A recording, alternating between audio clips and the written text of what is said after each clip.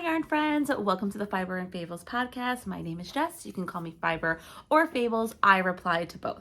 So today we're going to be discussing episodes 4, 5, and 6 of Game of Wool. So just right off the bat, I definitely think the show has definitely taken a turn.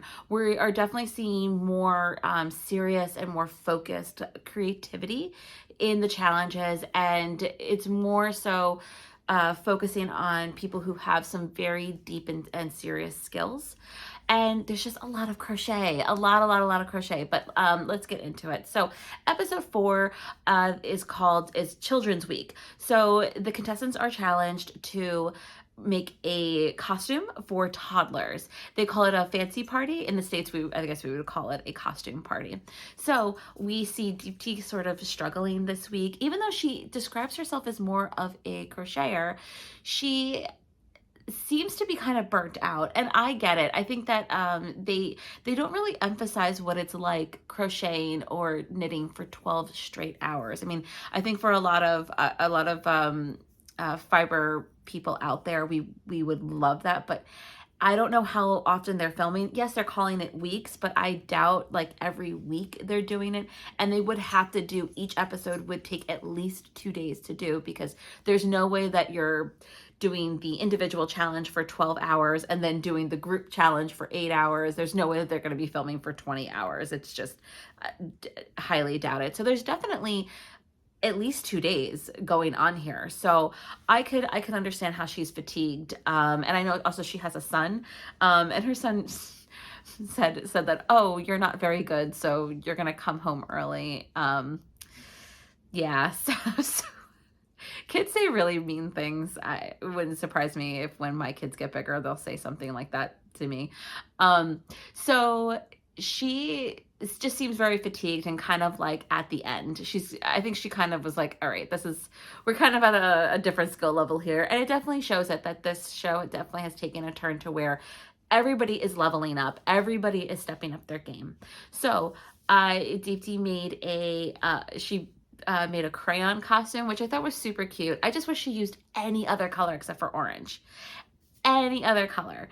And so we see her struggling. She's trying to get the lettering crayon out pretty clearly. And it's just really hard. I guess she didn't have a good color chart, or maybe she just has never done this type of technique before. And so she's talking to the judges. They're going around and they're like, oh, you really need to neaten, tidy this up a bit. So she ends up just sort of sewing around it. And I mean, there's no other way for you to neaten it up unless you took it back and I don't know, maybe if she would have embroidered, or I don't know, did something else. But it was really funny. Her and Lydia had a really funny exchange. She's just like, I don't know if this is better or worse. And Lydia's like, yeah, like, no girl, it doesn't look much better. So it's really funny. At least I didn't catch when they were telling everybody the guidelines that every single thing needed to be crocheted, because I think it was Holger who made this really cute fox with the little jumper and dungarees. It looked like a little character from a storybook. He crocheted the button, and so I guess it wasn't a functional button. Maybe it was. They didn't show that it was functional. So, but then Lydia, who did this really cute lion, really sweet looking, she did a lion and she used an actual button. So they were like, oh, you really needed to, everything crochet, please, everything crochet. And okay, so everybody's was really cute, but I will say, when you line everything up and you compare them, the crayon definitely looked the simplest. And it definitely did stand out. It looked more, I guess, homemade than the other ones. Isaac did an explorer, which was super duper cute. And I like Elsa a lot, but I did not like that zebra costume at all. It also didn't have pants. It was just sort of like a long vest with some leg warmers and a hat, which was cute, but I mean, then you have to kind of put your kid in dungarees or in leggings or something. So, okay. Um, but yes, so we definitely see Deepti struggling, and she is definitely kind of like, okay, well, I think I see the writing on the walls at this point. Jump to the group challenge. I was like, what are they talking about? I've never played this game before. Like, you have to create different sections and it's supposed to create a character or a monster or something. I've never seen these before. I have been a child. I have two kids. I've never seen this. So I don't know. Let me know if you've seen this game before. Maybe it's more of a European or UK thing. And all of them are hideous. Just sorry. All of them are hideous. I don't know how they picked, why they picked the one that they did. They picked Isaac, Elsa, and Tracy's team. They just, I don't know what they were going for. It was just all ugly. It was all supposed to be also sensory, like it's supposed to be for kids to like learn how to do things, learn. But they don't give any background, like what age range or what type of motor skills are we trying to encourage for kids. I know kids that do have to touch things and experience things for sensory, but that's usually for very small children. And if this is going to be like a tapestry, like hanging, I don't really see that being of a function. So yeah. And yeah, so all of these are hideous. They knitted their entire panels. In the other team had Holger, Lydia, um, Simon, and Deepti. And Deepti, since she is more of a crocheter than a knitter, she decided to crochet hers. So the judges kind of dinged them for this because they weren't the same. And it's like, well, aren't they supposed to all be different? And truthfully, this also shows that the teams aren't really working like, I guess, teammates. If I was on the team, I would have said, okay, then we should do 2 panels in crochet and 2 in knitting, or we should do it all crochet, because then hers is going to stand out and then she would be at risk for being eliminated. So it doesn't, I mean, I understand like they seem to just be trying to get through, like go through the motions of these challenges. And I understand that. But yeah, I there should have been a little bit more like outward thinking in that because she struggled a lot to have her panel match in size, and she spent a lot of time doing that, and then she gets like dinged from the judges on that. So yeah. And so cut to, also I feel like the judges only picked the other panel because they wanted to eliminate her, to be honest with you. The show is also very, very predictable because you also don't know for a fact if the losing team is in danger. So it just seemed that they picked the other one, even though Deepti's team, theirs was more interesting and had a lot more. And they're like, oh, they basically said, oh, it was too busy. But you wanted a lot of elements for children to touch and feel. So okay, Deepti ends up being eliminated, and I forgot who won. Oh, Isaac won knitter of the week, so he gets his sheep. It was really cute. He said in the beginning that he was really going for that sheep, and he totally earned it. I mean, it must have been really, really challenging to crochet a world map for like his explorer costume. It was really, really cute. So I wonder if they're going to release any of these patterns. That's another thing too. We don't know what like deliverables we're getting out of the show either, because some things that they are making, that they're wearing, I totally would want, and I haven't seen that. I know Will and the Gang is making kits, so maybe that's what they're getting out of it. I wonder if any of the money is going towards the contestants, if they're, but I guess we'll see. We'll see after the show has finished airing. So the next episode, so we're down one person. So and it's funny because we've had so many crochet challenges, and all the crocheters seem to be getting picked off one by one. So, okay, so the next episode, episode 5, we have Amigurumi is the first is the individual challenge. But they don't want it to be cutesy. Now, correct me if I'm wrong, I'm not 100% sure, but I've always known amigurumi to be like cutesy, very cutesy. And they don't go into, they also call it a trend, which I thought was a little, I don't know, kind of a dig to amigurumi. Yeah, and I wish that they went into like, oh, this is a Japanese style of knitting or crochet. It could be, it's mostly crochet, I think. I thought amigurumi was like crochet, and it was also cutesy with like a smiley face, and they wanted it realistic. They wanted wanted it to be your favorite food that was very realistic. So they spent a lot of time criticizing everybody's that was not realistic. And in this challenge, I mean, Holger clearly won with his 3D, like the chopsticks and such. And oh, I mean, it just goes to show that like he is playing a different game. He is in a different class, in a different league than everybody else. So everybody else was just sort of like just trying to figure out things that trying to give it life. Isaac added a magnet, and he made a bacon, egg, and cheese. And as a New Yorker, I loved it. I loved it. I love that it also was in tinfoil too. Loved it. I definitely would eat that. The bagel, although yes, a New York bagel is big, it was a little too big, I will say, as a New Yorker. But it was also an everything bagel, which is that's my favorite order. He was just missing the salt, pepper, ketchup for me. And so that was really cute, but they really criticized him. I think it was for his bacon, that it wasn't the right color. They really went hard on Tracy,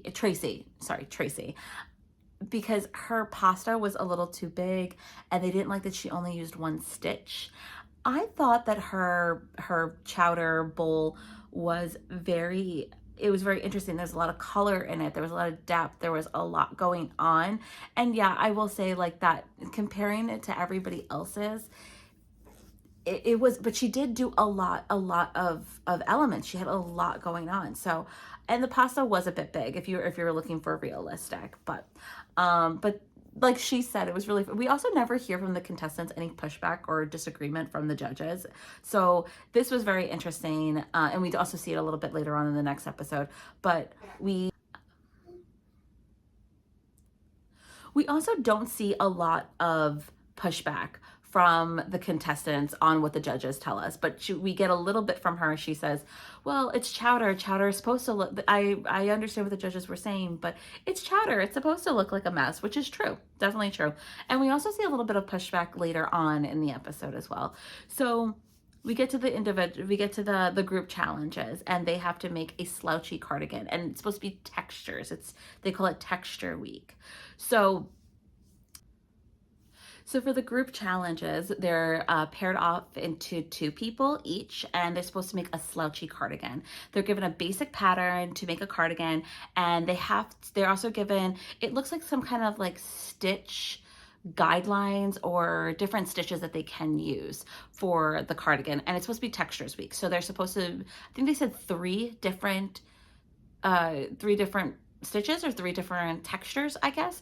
So we have Simon and Lydia, who make this beautiful green cardigan in these beautiful cable, like I think it was like a diamond cable, and they decide to do like the ribbing in the back. The judges are like, oh, like going on how beautiful this is, and they clearly did a beautiful job on this, and it's supposed to be blind. So, but I feel like the judges must know, because it just seems that they're going for Holger to win, and they're just trying to find ways for him to win and to be safe and to sort of pick everybody else off. And it's becoming a little more obvious, especially in in episode 5, we see that Lydia and Simon do an excellent job in texture. That's actually a sweater that I would knit, a sweater that I would wear. It's absolutely beautiful. The color is beautiful too. They did a really great job picking that kind of like sea foamy medium green, really pretty. So they get all of this slack for the back, and it kind of puckers a bit. Maybe their tension was a bit tight at the bottom, but that easily could be blocked out very, very simple to block it out. Again, at least up to now, up to this episode 5, we don't see any mention of of blocking, of how people can change the look of a finished product. No finishings. So to me, they're sweater 1. We have Isaac and Tracy's yellow, I think it was yellow sweater, which was really nice. They had these bubble arms, and Isaac, I mean, that smiley face in the back, I thought it was a little bit random. I don't know. I didn't really like it. It also just didn't, I didn't like the way it looked. I don't think it came well. It also came off well on camera. Maybe in person you could see it more clearly, but to me, I didn't really think, I thought it was really a nothing. So, but Tracy was responsible for the sleeves, and she was doing bubble stitch, and I don't think she's ever done that type of stitch before, and you have to drop the stitches and then pick them up in the next row, so to create kind of like this bubble effect. And you know, if she didn't do it before, I don't know why she didn't use a lifeline, or why she didn't use like a cable needle or something. I do that when I do that kind of stitch, because I'm always afraid that I'm gonna forget, or I'm gonna drop it, or if I manipulate or pull it, or if I have to come back to it, they're gonna be lost, and then I'm gonna have a huge hole. It's just, I don't know why she didn't just use a cable, like a cable marker or something like that. That would have, or a hook or something, so then she wouldn't have dropped it. She was picking up stitches at the wrong side, or the wrong stitches. So basically there was live stitches, loops that you can clearly see on the sleeves. So they definitely were definitely the losing sweater in this case. Helgar, Steve, it was Helgar and oh God, Annalise? Elsa, sorry, I got her name mixed up. So their sweater is beautiful red. I love the red color. He sewed it inside out, like one side inside out. And then the judges were like they were like so in love with this. They were like, oh, is it a mistake? Or is it supposed to be inside out? That is such a brilliant idea. I thought it's so great. And it's like, no, it's a mistake. They just didn't have time to pull it back and correct it. And he won. They won. I couldn't believe it. I could not believe it. Lydia was so pissed. And you know, again, we're at a point of a competition where this is episode 5. So they have done at least 10 they've done 10 challenges, and they're what, 8 to 12 hours a piece. So and there's no way that they're doing 2 challenges in one day. So basically you have been knitting, crocheting, working with other people, filming for probably 10 days straight. So that's, you can tell she's fatigued, and I would be too. I couldn't even think about that, you know? So, because you probably just go home and sleep, or maybe they're probably in hotels or something. So yeah, and they might give them a day or 2 in between, just to help to save their hands. I mean, I couldn't imagine. I think my fingers would fall off after doing it for that long. So she's obviously upset because she feels like she gave it her all in it, and I agree. And also I guess their criticism or their mistake in the sweater isn't even a mistake. You could totally block that out and you wouldn't even tell it was ever even there. So anyways, and Simon, he's very sweet. He does not have an opinion. He has an opinion of it. You can tell that he feels that, but he's just also like, you know, what am I going to do about it? I'm just glad to be here, which he's very sweet. So we get to the end, and Tracy is eliminated. She's cast off. So I wasn't surprised at all. They are kind of getting more serious as this is going on. Who won Big Knitter? Helgar. He won. I think he won again. Big Knitter. Great.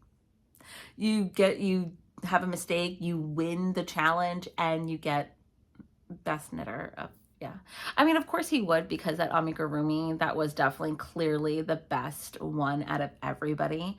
So yeah, So then we get to week 6 or episode 6.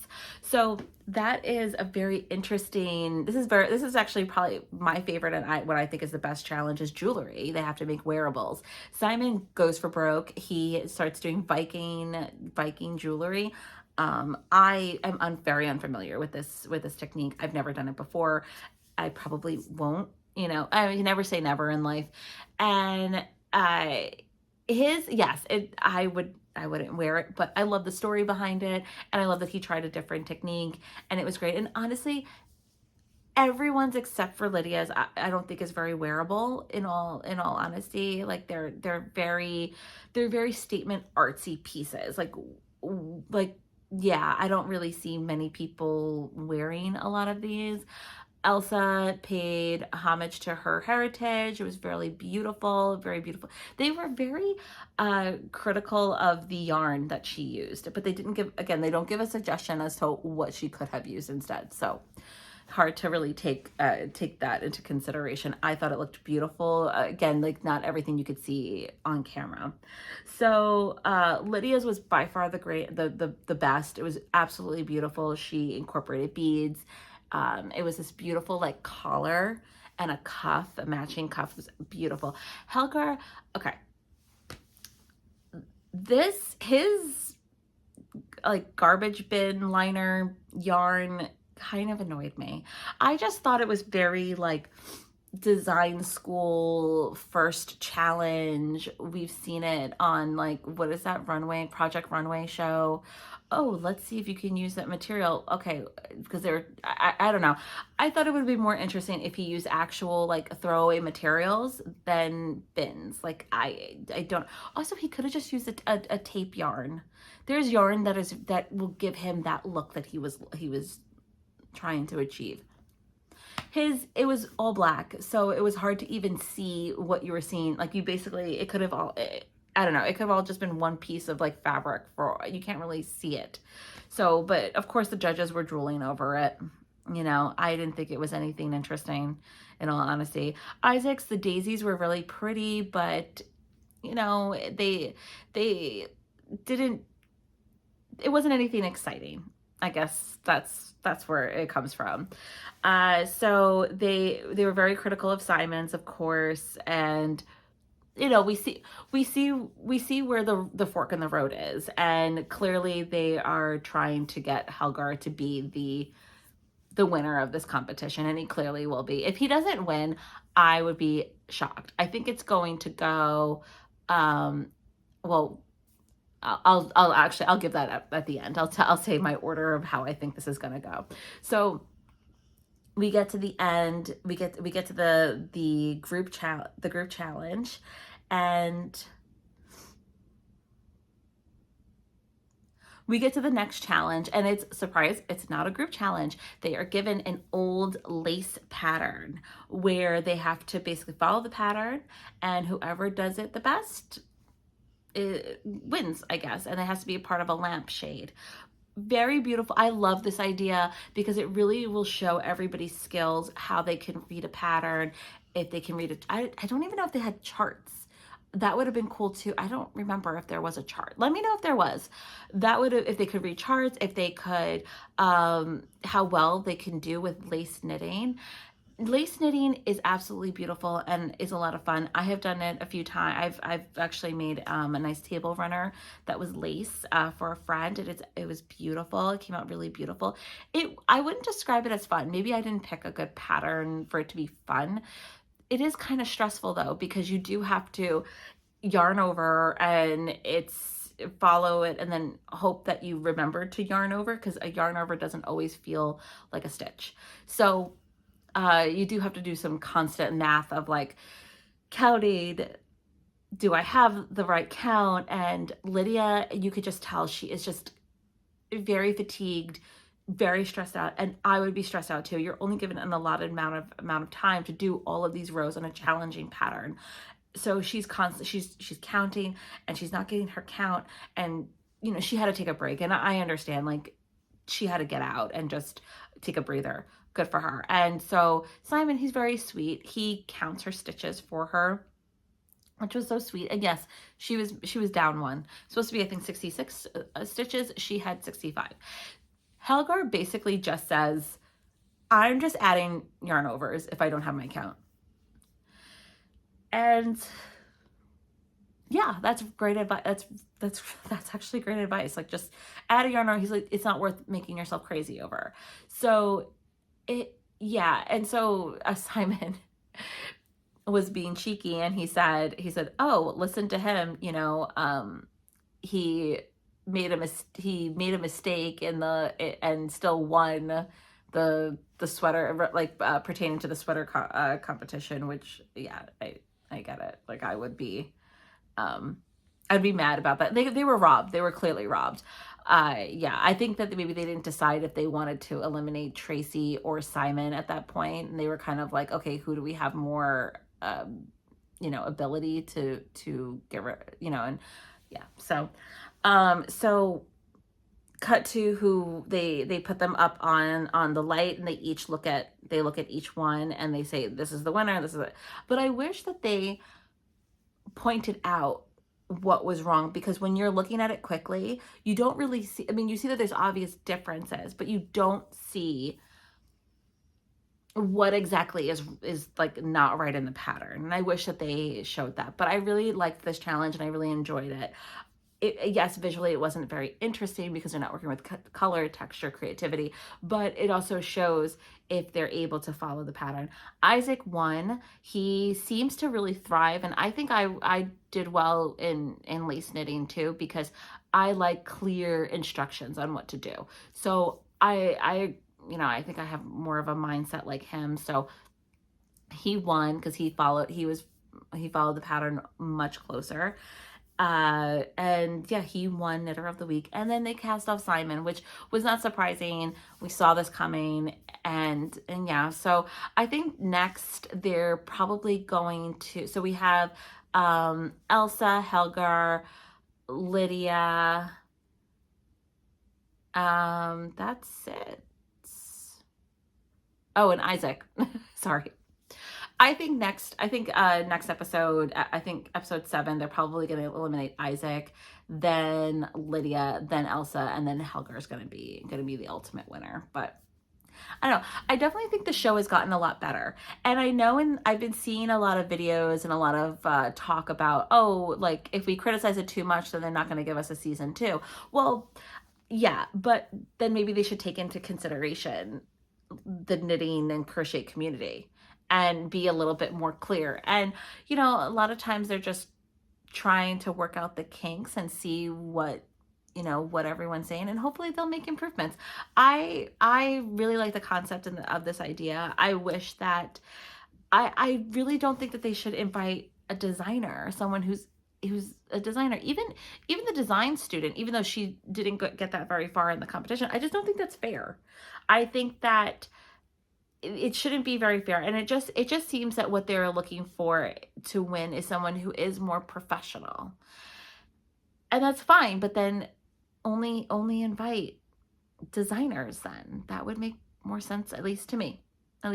So yeah, so let me know what you guys think. Let me know what you guys think about my thoughts.